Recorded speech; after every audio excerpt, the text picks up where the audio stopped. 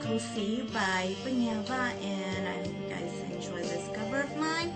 It's been a while, and yeah, so here it goes. Get myself comfortable.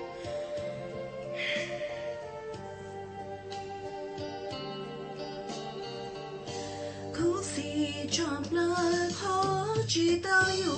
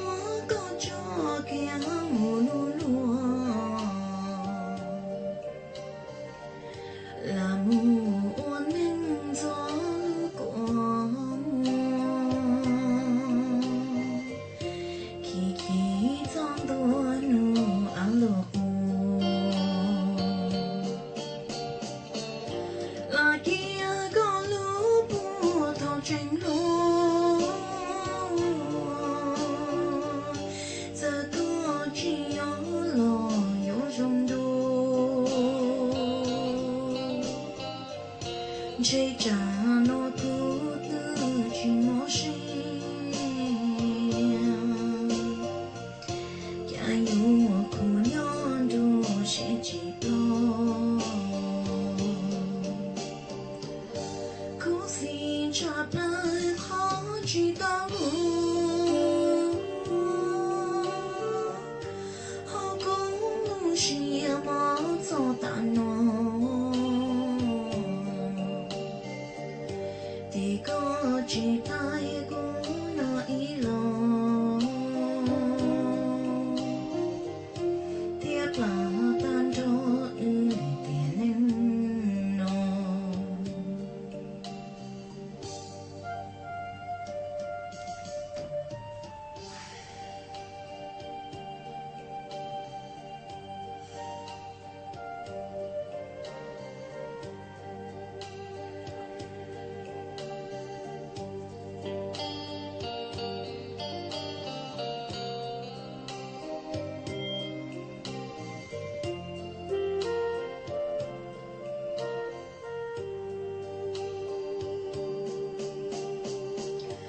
là kia có lúc thao chuyện lúc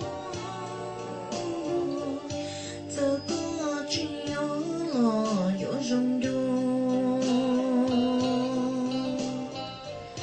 chỉ trả nó cố tự chỉ mò xin cả yêu của nhau đồ sẽ chỉ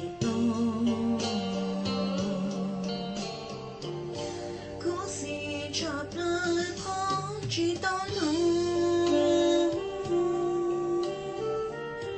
họ cũng chia bóng cho ta nó thì có chỉ tay cũng nói lòng tiếc là tan thôi thì nên Hope you guys enjoyed it. Yeah, it's been a while, so because you chua bao bao cũng gone, so yeah. Okay, see you guys.